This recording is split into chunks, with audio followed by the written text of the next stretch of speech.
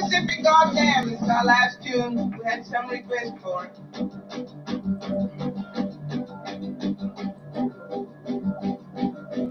Alabama's got me so upset. Tennessee made me lose my rest. And everybody knows about Mississippi, goddamn. Alabama's got me so upset. Tennessee made me lose my rest. Everybody knows about Mississippi, goddamn. Don't you see it? I know you can feel it. It's all in the air. I can't stand a fraction much longer. Somebody say a prayer. Alabama's got me so upset, and Governor Wallace has made me lose my rest. Everybody knows about Mississippi, goddamn.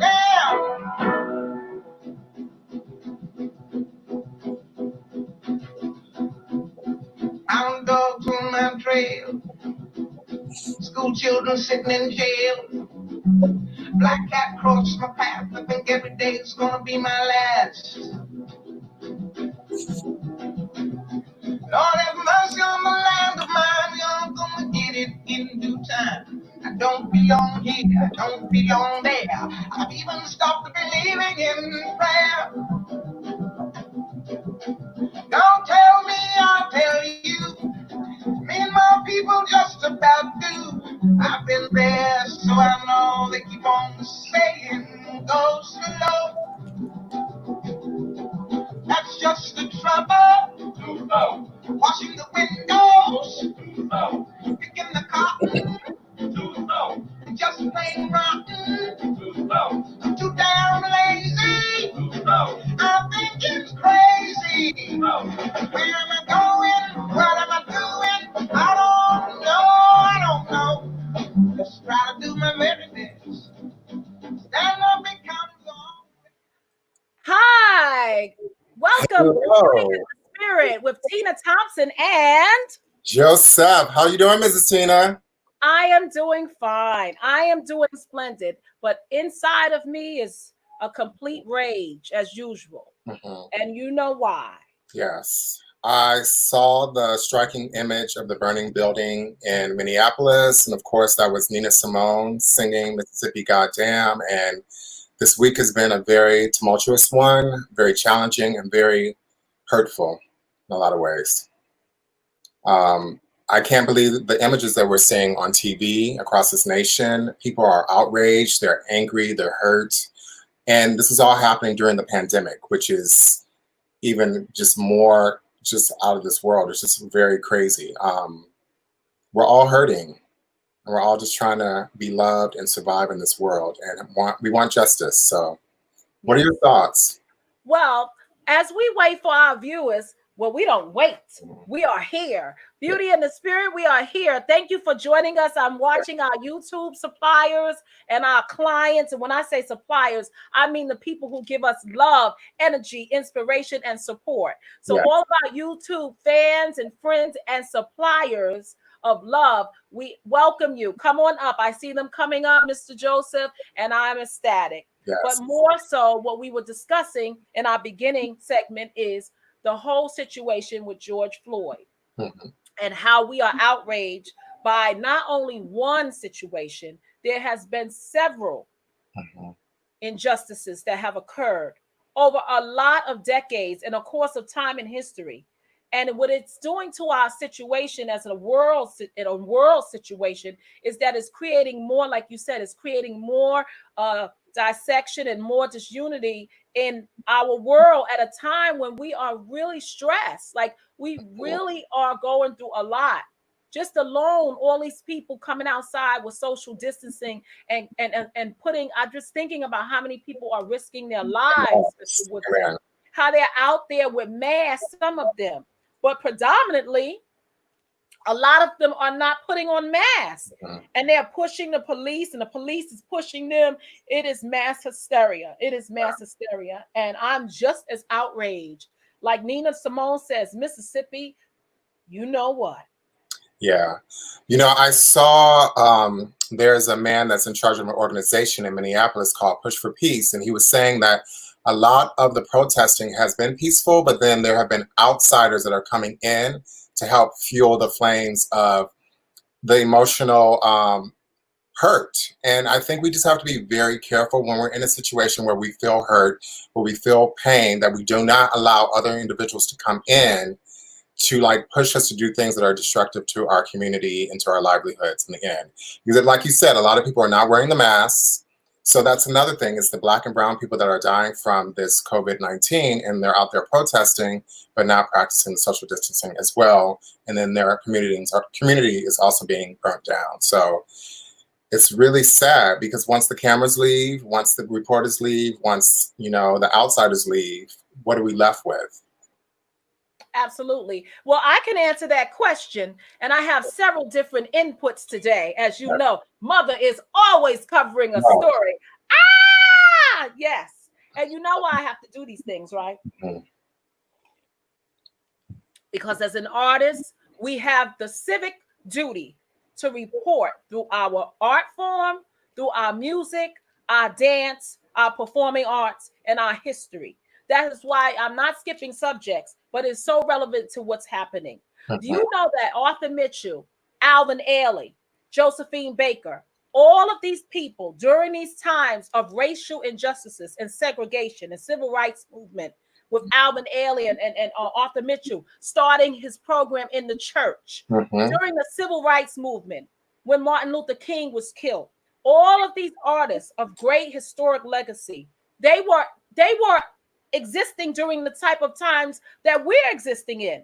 Amen. You know, it's just a different format of it. But I'm just looking at it right now and seeing, wow, they had this going on, Mr. Joseph. But if you really look at it, we have a pandemic, we have racial injustice riots, we have civil injustice, economic injustice, all types of world injustice.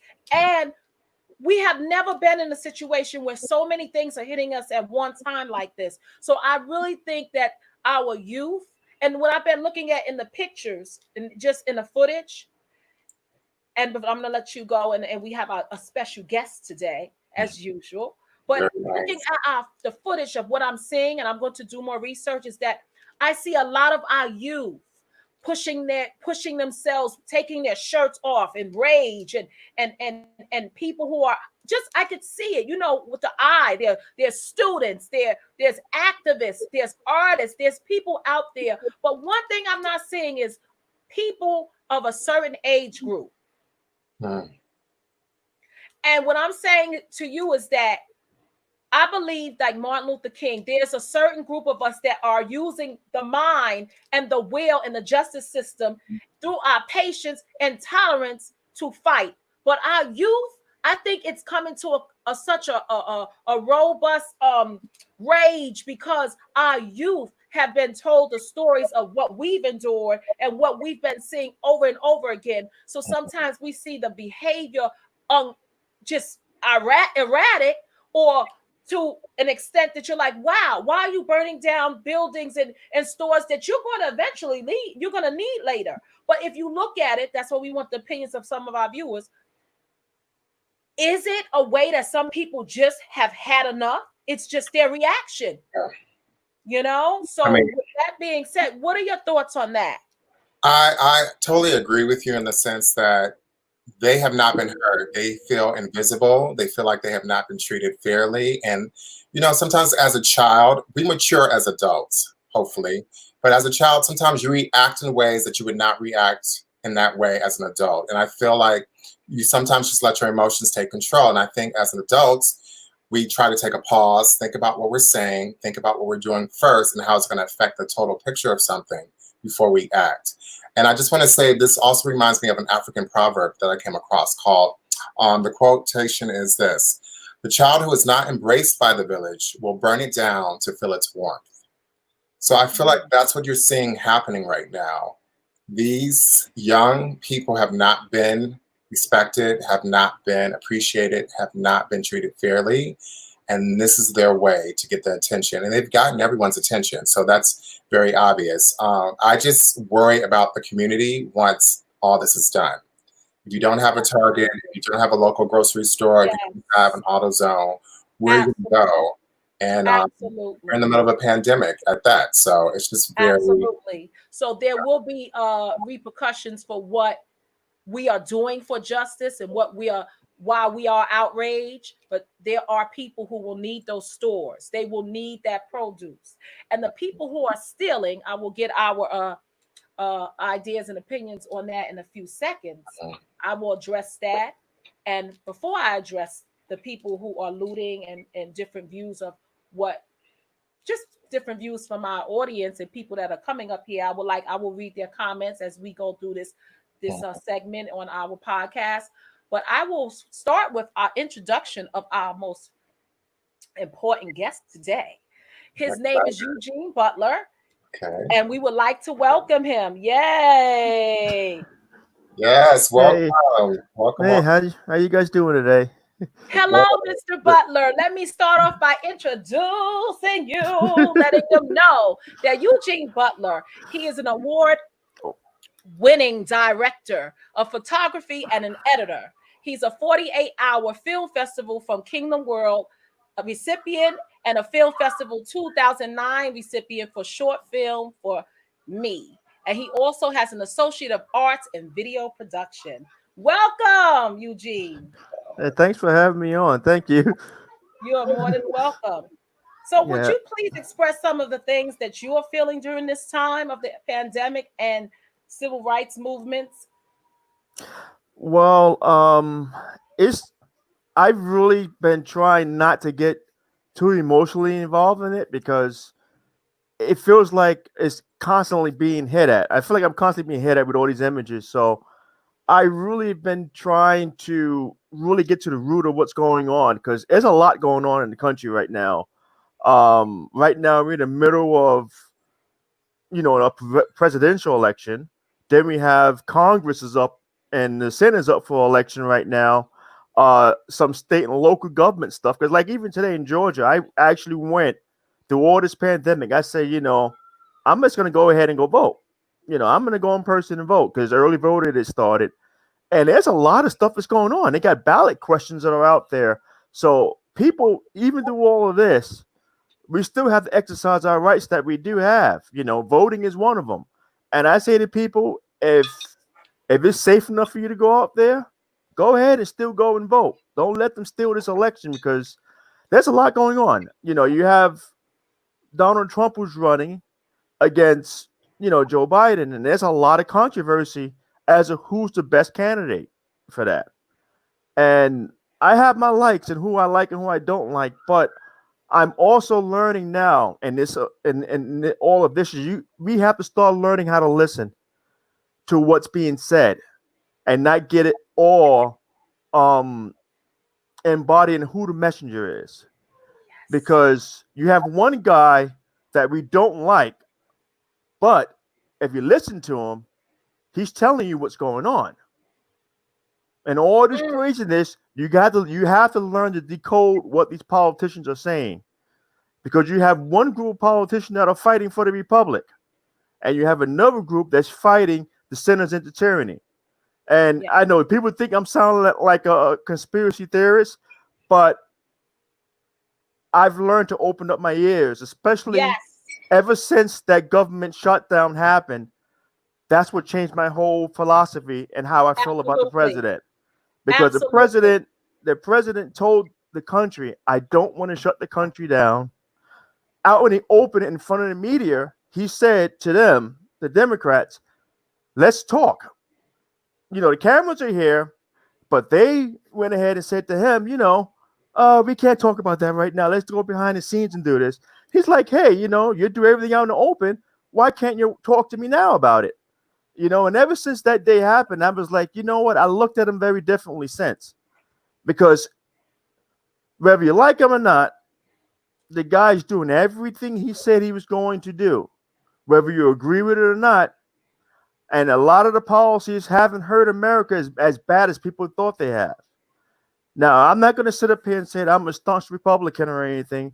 I'm just saying we have to learn to listen, because even with this COVID-19, he's been trying to tell Americans, hey, this is what's going on behind the scenes. And this is what I can say. And this is what I can't say. And You just got to start tuning in. Even if you go whatever way you want to go, start listening to what people are saying. Because let me tell you something. Sorry to intercede, Mr. Butler. I think what you said is just so, we have known each other over the years for some time, and you are definitely not only just a colleague, you are a great friend of mine that I respect in mind and opinion and just attributes educationally and just as a person. And one thing I think, as I know as friends, we have our own mind, meaning we're leaders. Everyone up here, yes, I have never, and you know what? I appreciate your honesty because I've been observing too. This is where I want to just get to before we start moving, because I'm just so excited with this discussion right now, is that when a person is not liked, what can happen sometimes, or watch this, or hate it, you're in my head already. What can happen sometimes is you are not going to hear anything that they're saying, because you just simply do not like this person. You just simply hate them. So no matter what they're going to say, this is a person that does, like, they don't think, meaning in my world, if I don't like you, it doesn't mean that you're not doing something at points in your life or your career that don't make sense to me. The things that you should be given credit for, I give it to you. Doesn't mean that I like you or I agree with everything that you're doing. Or I could know that you are racist. Come on now. I've worked with racists. I have had race. Come on. Look at our skin. All of us up here right now. Yeah. Okay. Right. And this is for, I said every segment, this is for mixed people too, that sometimes, and listen, this is our show. It's called Beauty in the Spirit. And I would love for you guys to come up here and you can comment and you can say whatever you have to say, because I will be ready for you. Two, if you are mixed or not mixed, you are in the same pot as all of us. And where I'm going is this, is that sometimes just because you don't like somebody, for instance, I'll put myself out there. You know what? I don't like her because blah, blah, blah, blah, blah, blah. Watch this. But you will take everything on my resume and my lifetime achievements, and you will just say, guess what? I'm not going to even look at that, for the simple fact that I don't like her. Are you following it? Yeah. So that's a trait of people, meaning you can't take away what I've done right, but there are still people who will. So the way I look at it, even with a president that we might not like, hate, whatever you want to put them in the pocket to be, is that you cannot discredit everything or block out everything somebody is saying and the feats that they're trying to make because you're hating them. And I just feel like, everybody's entitled to their opinion, but I'm not going to dislike somebody because everything I want them to do, they don't do for me. Does that make sense? No, it makes a lot of sense. Okay. So my mother was telling me the other day, as soon as Obama took that Obamacare away, she said the people in our community were like, you know what? Obama did this. And she said, wait, you was praising Obama when he was giving us this health care. But as soon as he limited that and he shut it down, Obama is a sellout. Isn't that something? Well, you're not getting no you're not getting no stimulus checks and all. Don't get me started. People who have not even worked are getting checks. Do we all need to eat? Do we need to take care of each other as a world? Yes, I'm for that. Yes, but let's keep this real now. People who have not put in their unemployment or their week and don't even work are out in Target and in BJ's and Walgreens and every place else. Listen. I'm like, some of these people do not make a 600 million.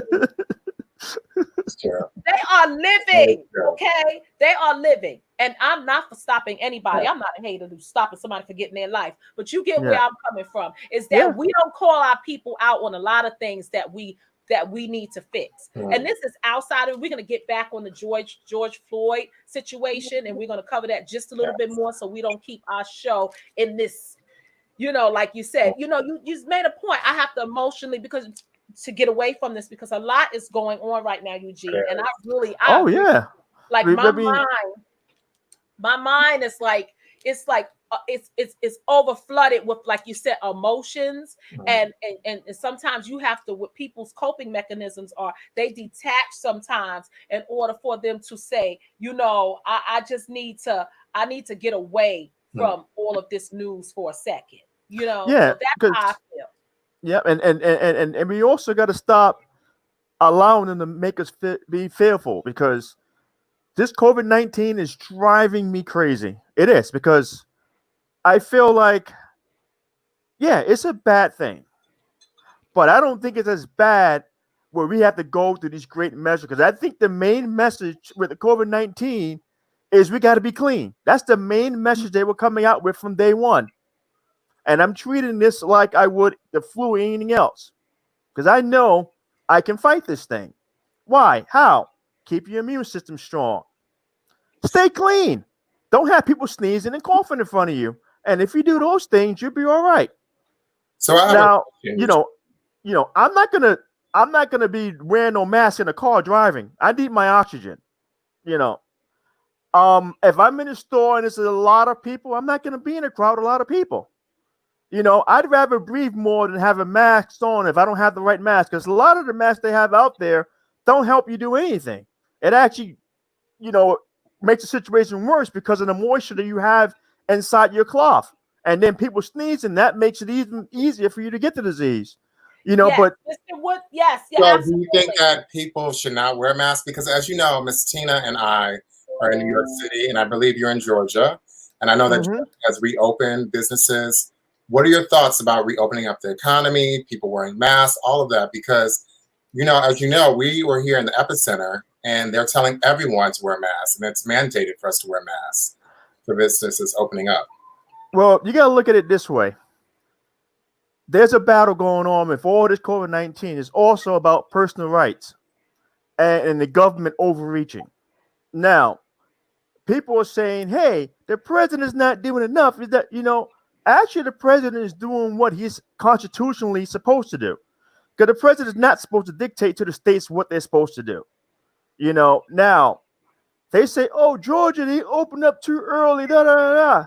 But what they didn't say to you is that the governor went ahead and said, hey, you can open your businesses, but these are the guidelines we want you to follow.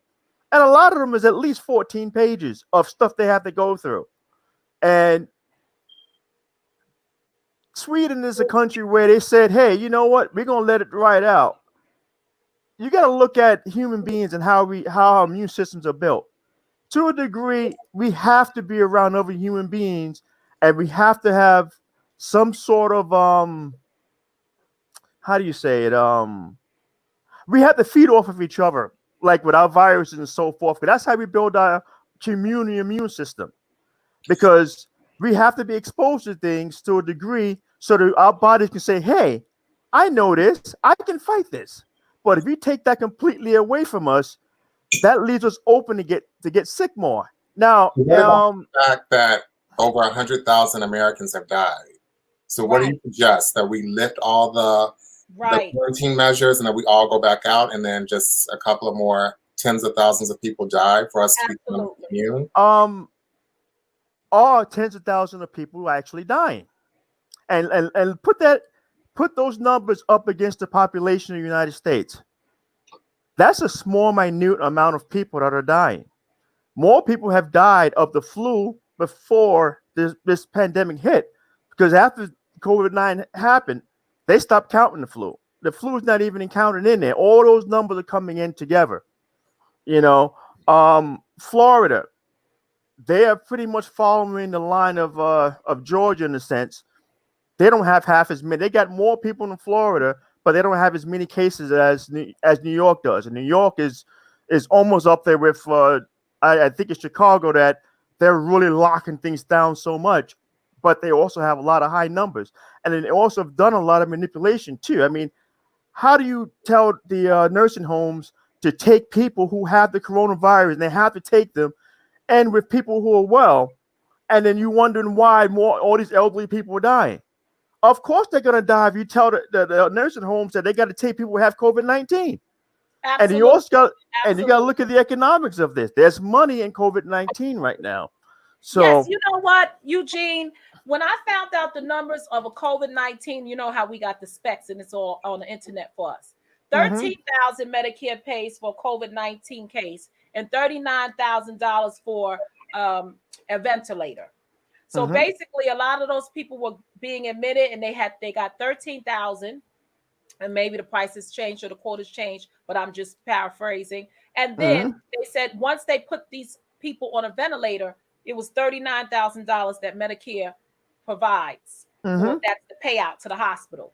So what I was thinking is, like me and Mr. Woods have been saying, this is a factual disease, a pandemic, a virus, a plague. It's there. For those people who don't believe that it's there, it's clearly there. Okay. Yeah, it's clearly there. We need to protect ourselves. The people not wearing masks, it's really irritating me to the point that I'm like, no matter what the specifics are and the numbers are, we still have a civic duty to the world and ourselves to be responsible. And before we get to a concrete answer, or we may never get to a concrete answer, just the civility of knowing that I care for the next fellow man, or putting a mask on my face just in case I cough, or until I find out more about this virus system or the antibodies, or we get something that can help us, or we just strengthen our immune systems.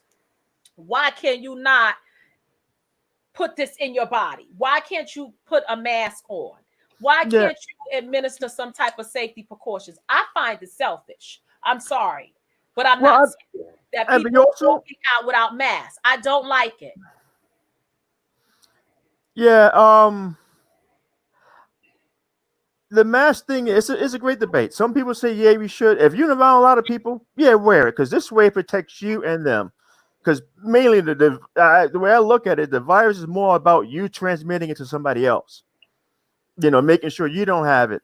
But the other takeaway about this is that people have to start taking care of themselves. You know, you got to. I mean, we have a lot of food options out there, and people will rather get the cake instead of eating an apple.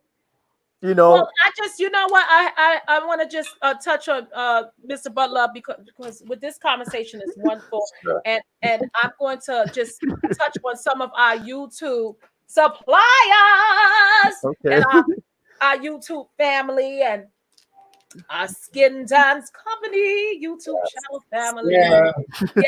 Yes, honey, skin.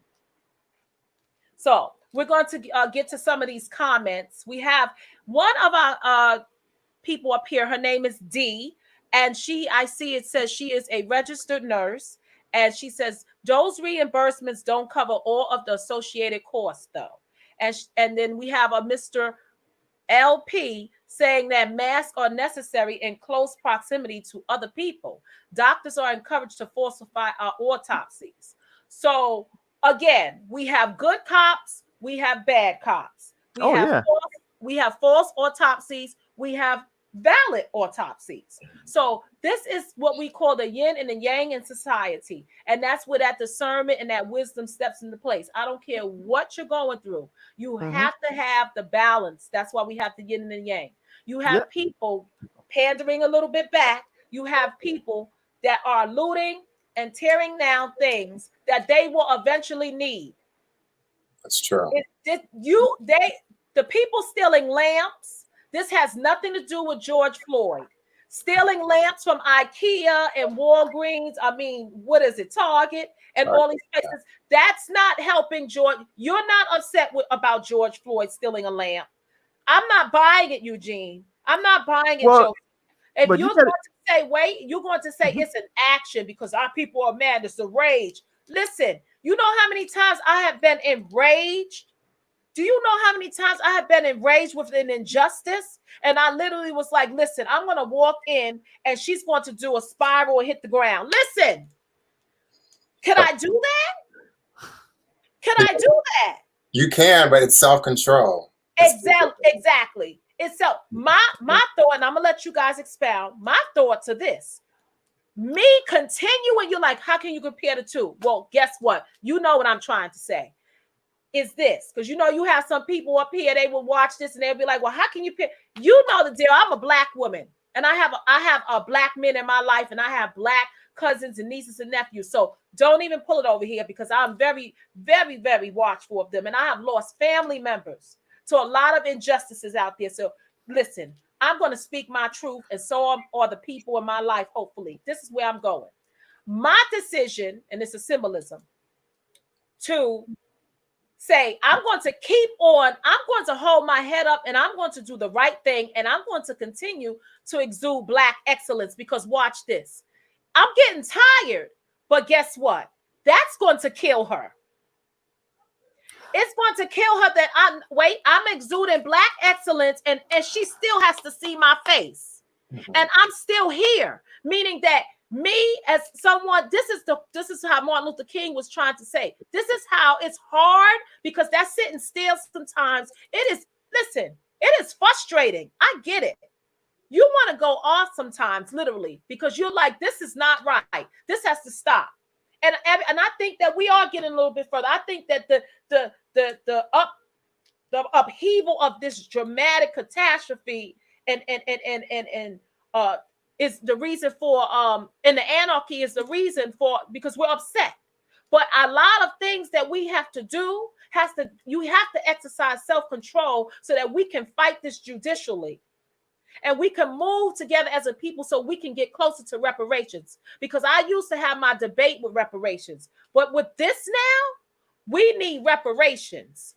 We definitely need reparations. So I don't know how we're going to recover all of this. We're going to have our Senate and all these things that you see. We need to support it. But I'm here to tell you, a lot of times, if we keep reacting, you're going to make the next movement very impossible, because we still have senior citizens that can't get out the house. It's people who need AutoZone because they can't. This is how you take care of your car. This is how you're going to need the supplies so you can survive. So I don't know, what some of our viewers think up here, but you guys can feel free to elaborate. Go ahead. I'm going to touch on a point that you made.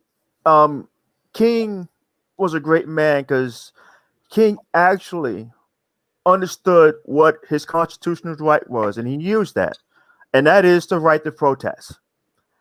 So what people have to start learning and doing is they have to go back and start reading the Declaration of Independence and the Constitution so they know what their constitutional rights are.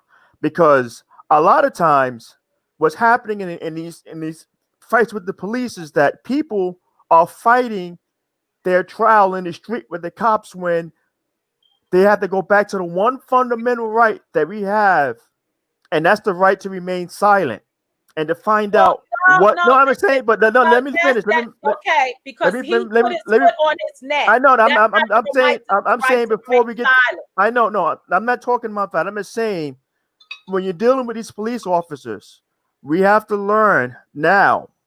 And every American has this right. And they put it there on purpose. Let them take you to court so that you can fight your trial. Let them do that and try not to give them any more information than they need. That means you don't have to, if you can get away with this without having a fight with them, let them take you in. If they're being reasonable, yes, let them take you in without any confrontation. Why? Because just from what you say, from the minute that cop shows up on the scene, he's building this case against you. Hey, what are you doing in the neighborhood? Hey, you don't have to answer you don't have to answer any questions. You don't have to answer any question to the police officer other than, am I being detained or am I free to go? That's the only thing you need to know. Because if he's telling you he's detaining you, that's when the fight stops and you follow his instructions if it's reasonable, if you can do that. Yes, that sounds nice. Listen, that sounds nice, but problem that's not always the case. That's not always the case. Because you know why, right? That footage. Listen, I watched that footage. Okay, and George Floyd, he was very he consented to everything that officer asked him. Mm-hmm. And he slid his body down onto the floor and he sat. Then they took him across the street. And another police vehicle rolled up out of nowhere because there was two that were there already. And then he rolled up like, boom, I'm on the scene. And then they took him all across the street. And that was because they could do what they planned to do. And nobody interceded. So it wasn't a point of, trust me, I understand your point. Watch this. I know a lot of great policemen, and I have never been abused by the police. But let me tell you something. When I went through all this, is the last straw, because when I thought about this, I said, Tina, I said, you have never been on the other side, but what if you were? Yeah. Would you think any did right? And you know what? People like us, we've been very fortunate because I have been under that. Can I have your license and registration? I have everything set. Boom. Here you go. Mouth closed, silent. Soon as you see a worm, pull over. Don't drive any further. Have the window down. You can see my hands. Answer only what he write. Sometimes he'll say something and you're like, what is he talking about? I'm not going to get into officer. What are you stopping me for? I have said that. And after he tells me, or he says, I just need to see your license and registration. Watch this. Because my license and registrations are clear and I don't have nothing on it, I'm like, go right ahead. Because you're going to run my license and my registration, and you might see one ticket on there or whatever. But guess what? I have no problem with you running my license and registration. So I'm going to sit here until you do what you need to do so I could get this over with, like you're saying, and I could go on my way and I could possibly fight this later. But our men of color, it's not always the case. I really believe because he was so athletic and so big and so tall and so robust. Sometimes it's like, yeah, I'm going to take him down today. Who do he think he is? I'm going to go back to the precinct and say, yeah, I take him down. I take him down. A lot of these people have PTSD and they have RACIST. You didn't catch that. Do you understand what I'm trying to say? So what happens a lot of times is they're just waiting for something. Yeah, wait. I have had people, and I'm gonna let you guys speak. Is that on smaller levels? I have had people. I'm walking into just as an educator teacher class, and this white woman is just looking at me like, and I'm like, "Hello, good morning," and she's like, "I'm like, okay, I know her type. That type is like, I was not expecting a woman of color. I know what I'm saying. That's another show. Or who does this woman of color think she is?" And a lot of times you have that perception and that prejudgment way before, because you could consent and you can do everything you need to do. And I agree with you, UD, to a certain extent. But a lot of times this stuff is premeditated. This stuff is because these people have things. And if you look at his record, here we go before we start moving on. Who is Derek M. Chauvin? He's a Minneapolis police officer who murdered George Floyd on May 25th, 2020. The restraint technique used by Chauvin to murder, I hope I'm pronouncing that correctly, Floyd, was not part of the department's training. Being represented by Tom Kelly, the same attorney who got Officer Geronimo Yanez, who murdered Philando Castile, acquitted. Derek Chauvin was put on leave in 2011 for an inappropriate police shooting of an Alaskan Native American, Leroy Martinez. Chauvin shot Ira Latrell Tolles, an unarmed Black 21-year-old man, in 2008. Chauvin was one of the officers who murdered Wayne Reyes, a Latino man with 16 bullets forced into him. A total of 42 rounds were shot off. Chauvin and another officer were chasing a car in 2005, causing the death of 3 people, according to the Communities United Against Police Brutality. There are 12 police brutality complaints against Chauvin in the Minneapolis Office of Police Conduct Complaint Database. They are all listed as closed, non-public, and no discipline. Can I just interject here? I just feel we don't know all the circumstances of what happened, but one thing I do know is that Mr. Floyd was already on the ground. He was already handcuffed. There were 4 officers there, and there was an officer there with his knee on his neck. And someone's pleading, I can't breathe, please let me stand up. I don't care what the situation is, that's just totally inhumane, and it's not called for. And I just want to know your thoughts on that. Well, it goes back to the cop overstepped because he doesn't know the Constitution either. So he doesn't know what this man's rights are. So it goes back to people got to start educating themselves on both sides, because the police officer, you're supposed to know what the constitutional rights of the person you're arresting are. So do you know how to deal with that person? But how do you know he Because didn't know the constitutional rights? Maybe he does know. because he didn't know. Because if he didn't know, he wouldn't have done what he did. Maybe he did what he did because he thought he could get away with it. Ding, ding, ding. Yeah, no, Yes, yes. but think about it. Catch this one. But Catch it. the cops use that same thing, the right to remain silent, is how they get off every time. Why? By the time they get to court, they already know what you're going to say. You don't know what they're going to say, because they've been silent the whole time, and they got their stories put together already. So by the time they get to court, they know exactly how to fight you, because they have all the information they need. You think Mr. Floyd in some way escalated the situation to the point No, where... I didn't. No, I'm not saying that. I didn't say that. I'm saying that even though they try to play ignorant, they still use the same things, that the same constitutional right is how cops get off every single time. And this was a bad situation that happened to Floyd.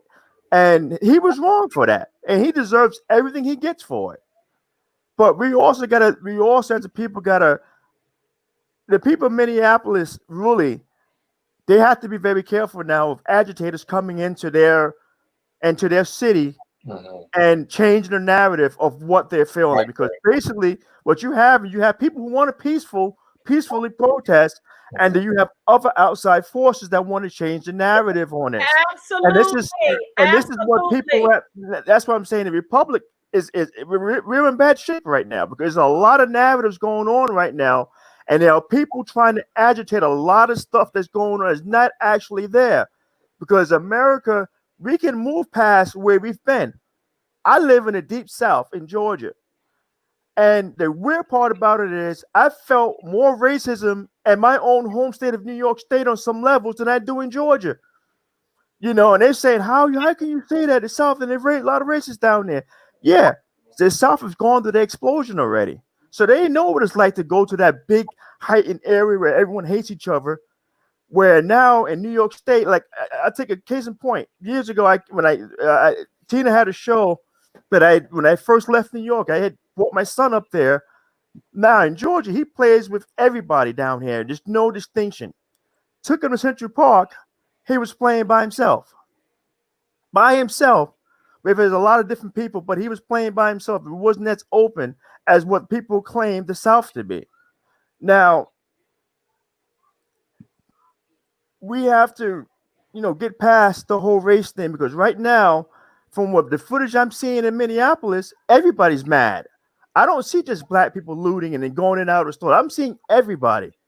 Everybody, there's a lot of this, even the commentary. Yes. Everybody's mad, and people are tired of this. Yes, people want to move past this. Absolutely. And on that note, Mr. Butler, it has been I'm going to have you back, because we have to continue this conversation, definitely. But I just want to read some comments before we let you go, because this has definitely been. We have to continue this. I have some of our followers and our suppliers, as I call them.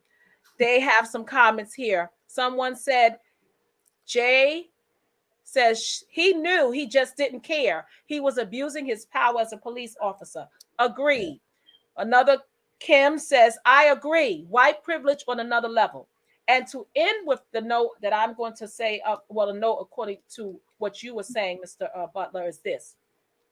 I have worked and I continue to work in areas that are gentrified, and there's high-end racism, and I agree with you at all times, especially in New York City.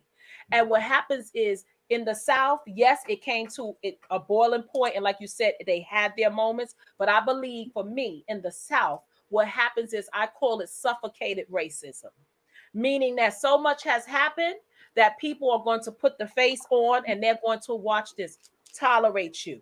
In New York City, so it's still there. It's just that now they had so much trouble, they don't want to snatch their child straight from your child. So basically, they'll let them play with them for that time being, but you better believe the next time you pull up in that park, you won't be playing with her again.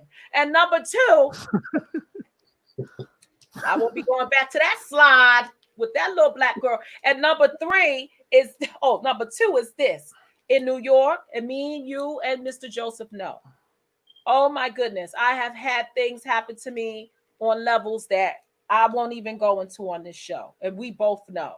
And a lot of it is still in our workplaces. I believe Mm-hmm. as a woman of color in my workplace in many different situations. Of course, I continue to excel, but I have been set up. I have been lied upon, and the woman calling the cops fake in the park at the bird park, Oh, and that was horrible. that was That was horrible. horrible. And you know what? I wasn't surprised because That I was an have seen award, things. Academy Award performance. Absolute, no, no, yes, absolutely, Mr. Butler. Is this? I have seen on the ending point. So, because we have some things we need to get to today, I have seen circumstances, like you said, the Academy Award, but different. You know what I'm saying? Different levels Mm-hmm. of that type of lie and deception, just in order for a person to just say, I want to do this to you, I want to harm you, or I want to build a false perception of you because and you are just you're colored. And Mm-hmm. and it's simply put, I don't like you. And it's called the uppity Negro. And I find that the more educated you are, the more intimidating you are at times to people of certain races because they still expect us to be in the Jim Crow stages of time. And Yeah. guess what? It's over. It's over. Jim Crow, let me make a PSA. Jim Crow is over. Let's say it again. Can we all three say it? Jim Jim Crow, Crow Jim Crow is is over. over. Yes, Yeah. Jim Crow is over. And we are here. We love people. I mean, I love people. I don't care what color you are. As long as you treat me with love and understanding and kindness, I'm just going to look at your character and I'm going to judge Yeah. you on that. So at the end Yeah. of the day, I appreciate you coming up here, Mr. Butler, sharing your Thank time you. today with Thank us. you. Thanks for having Again, me. he is an award-winning film director, and you can check him out on our upcoming episodes. See you later, Mr. Butler. Thank Thank you. you. Thank you. Okay. Yes, Mr. Woodson, that was wonderful, Tina. was it? Yes, Yes. yes. So, do you have any feedback that you would like to add before we move on? Because I have some things that I need to talk about. I just think that we need to find our inner peace, happiness, and we need to pray. And we need to know how to love each other. Because I think at the end of the day, love will conquer all of this. And we just need to make sure that that's the number one focus is love. Absolutely. I just feel that if we just start, I side with you 125,000% on that. And I just think that a lot of times I don't think people know how to love. Mhm. I think that's also a area which people have to really, like I said, this is a time for self-reflection.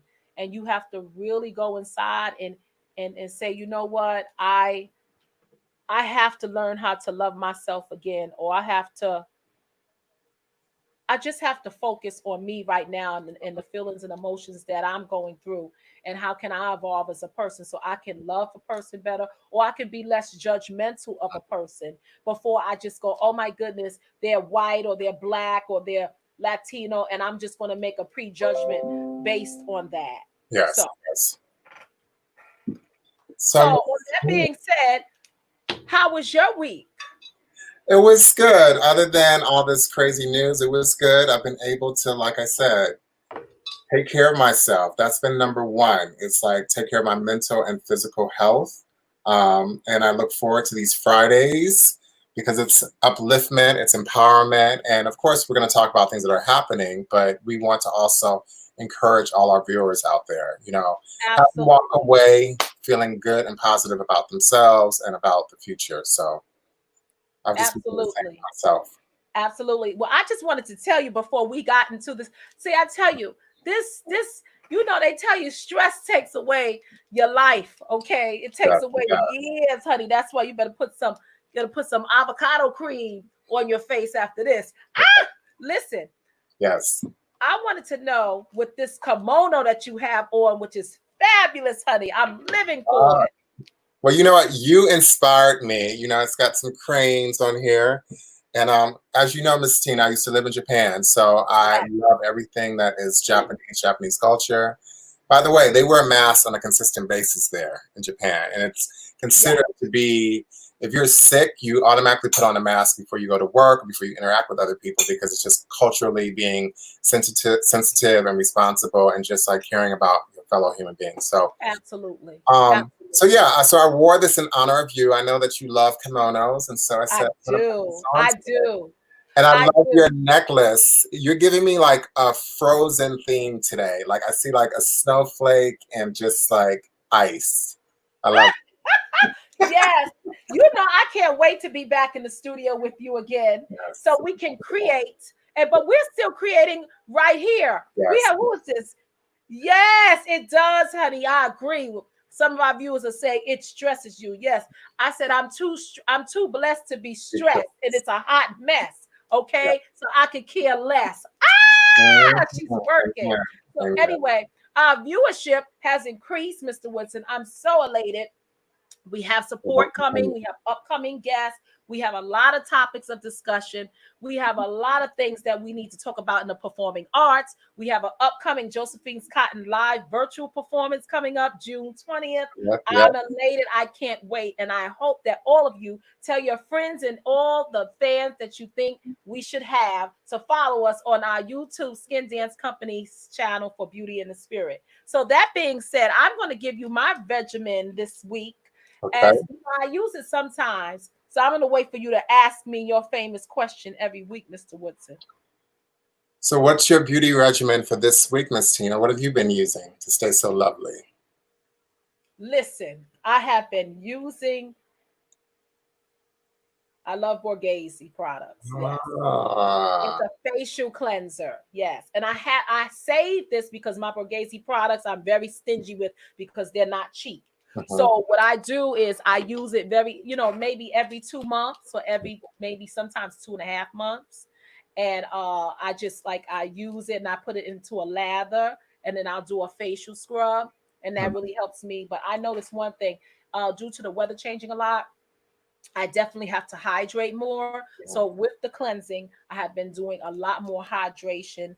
And as you know, our workouts are on Sunday. So I've been doing the workouts at least 2-3 times a week with more hydration and more cleansing of my skin. Very nice. I love it. So what have you been doing?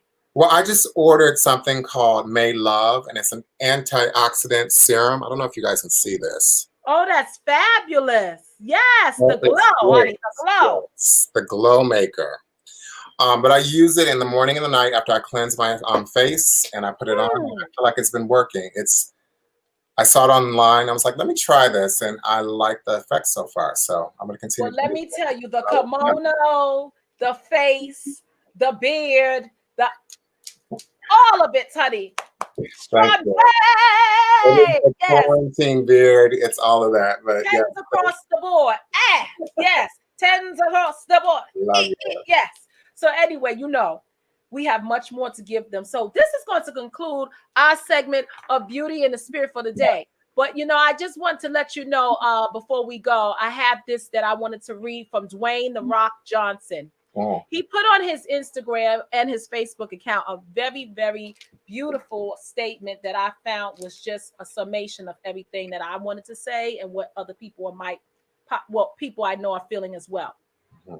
Dwayne "The Rock" Johnson. Past few days, I've been stunned trying to make sense of George Floyd's death. The video, the plea for breath, the callous response, the racism, the killing. This is our ongoing disease. I've had cops in my family, good men, and there's a cop code granting you the authority to use force if your life is in danger. But when a man is handcuffed on the ground, no longer a threat, with your brothers in arms standing around watching, and he says, please, I can't breathe, when your knee is on his neck, not his back, but his neck, cutting off his ear. Cop code must become moral code, ethics code, knowing that if you don't ease up, then that man is going to die. So I would like to thank Dwayne "The Rock" Johnson for that. And that is why he's admired by myself, and he's a major, amazing role model. So on that note, as another legend once said, That's the sign of the times. Sign of the times. Absolutely. So, Mr. Woodson, I thank you for today. Thank you so much. We want to thank our viewers. Yes. If you would like to get in contact with us, if you have any questions, any topics that you would like to go over, please contact us at skindancecompany@gmail.com. Absolutely. Enjoy your day. Yes. Thank you, sis.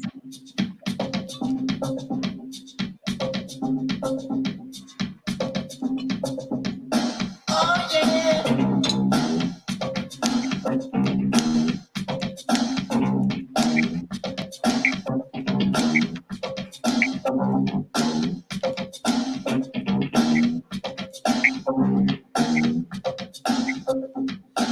Skinny man died of a big disease with a little brain.